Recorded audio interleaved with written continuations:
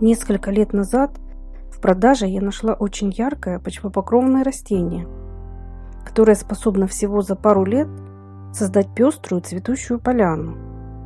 Подобные многолетники не только красивые, но и выгодные.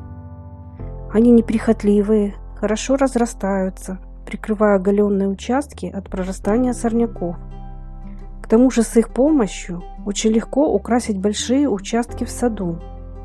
Это пока еще редкое для наших садов растение, имеет много полезных качеств и весьма необычное название. Называется оно хаутюния.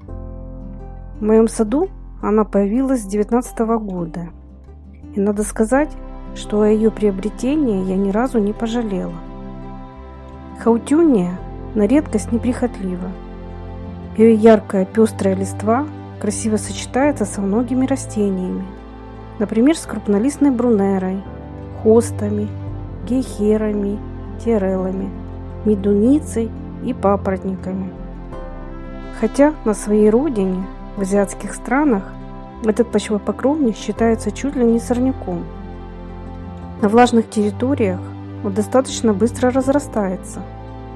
Хаутюния способна расти у края водоемов и даже частично погруженная в воду. Некоторые садоводы утверждают, что она способна вести себя агрессивно. Возможно, так оно и есть, только в других условиях. В своем саду в климатической зоне 5Б она растет намного скромнее. Хотя сажать ее рядом с низкорослыми нежными культурами, наверное, не стоит. Если вы планируете контролировать разрастание подобных почвопокровников, высаживайте их под глубокий, вкопанный в землю ограничитель.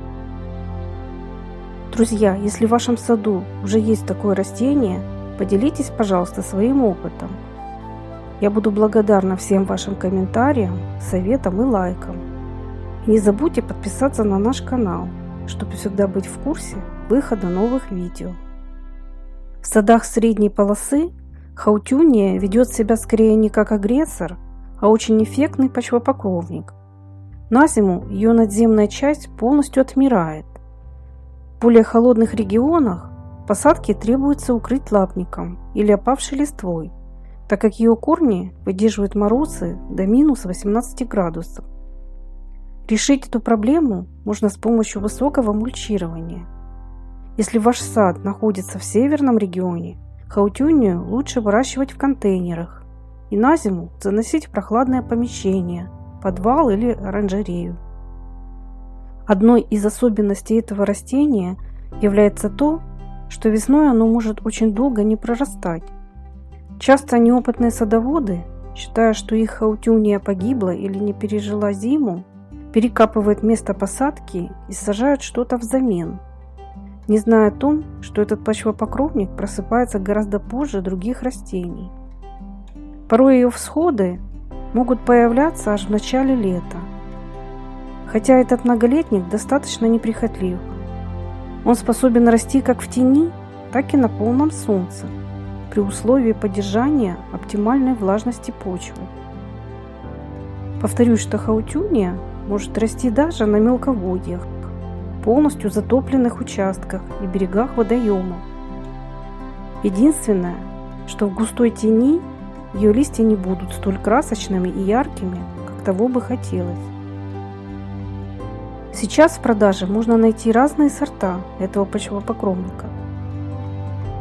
Самой декоративной хаутюнией считаются сорта хамелеон, вариегата, плена и такой сорт, как у меня, Пит Пайпер.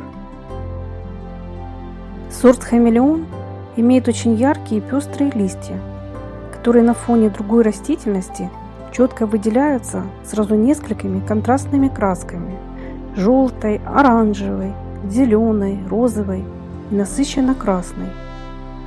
Чем больше света получает растение, тем ярче ее листва и обильнее цветение. Цветочки у хаутюнии не крупные. Как правило, они имеют 4 или 5 светлых лепестков с интересными салатовыми мазками и длинным по центру желтым пушистым соцветием. Цветение начинается уже с первых летних месяцев. Особо красивые белые махровые цветы у сорта Плена. Кроме этого, этот сорт хаутюнии отличается красноватыми стеблями и зелено-голубыми листьями. Но вот пестротой этот сорт похвастать не может. Зато ее необычные цветы с каскадными белоснежными лепестками очень эффектно выделяются на фоне темно-зеленой листвы. Цветение длится с июня по август. Все перечисленные сорта хаутюнии имеют свою особую декоративность и сердцевидную форму листвы. Они отличаются невысоким ростом от 20 до 40 сантиметров и отличной способностью разрастаться с помощью своих длинных горизонтально расположенных корней. Со временем хаутюния создает настоящие пестрые ковры, под которыми сорнякам уже не выжить. В своем саду я выделила ей место в небольшом притенении, около кустов крупнолистных гортензий, чтобы ее заросли прикрывали почву и надольше сохраняли влажность. Это и удобно, и красиво. Однако это растение имеет гораздо больше положительных качеств. Оказывается, ее специфический запах крайне неприятен многим вредителям.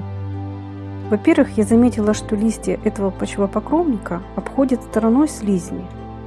Но самый большой плюс в том, что запах хаутюнии отпугивает кротов и мышей.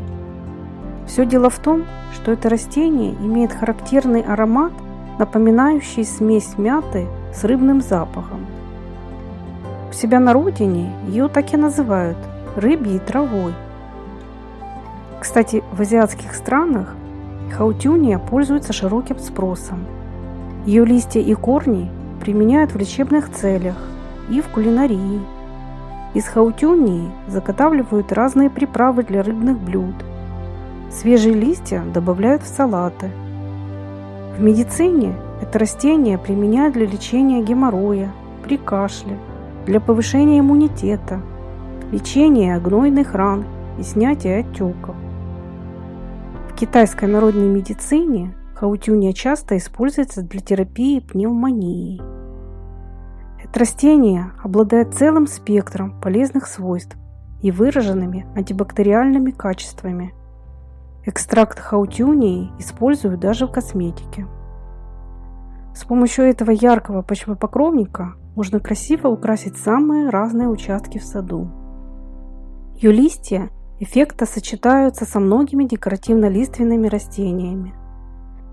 Посадки хаутюнии будут ярко смотреться в альпинариях, миксбордерах и рабатках. Ее также можно выращивать в контейнерах, высаживая в приствольных кругах деревьев и под кронами кустарников. Этот пестрый и неприхотливый почвопокровник создаст в любом месте яркие цветовые пятна и защитит почву от сорняков.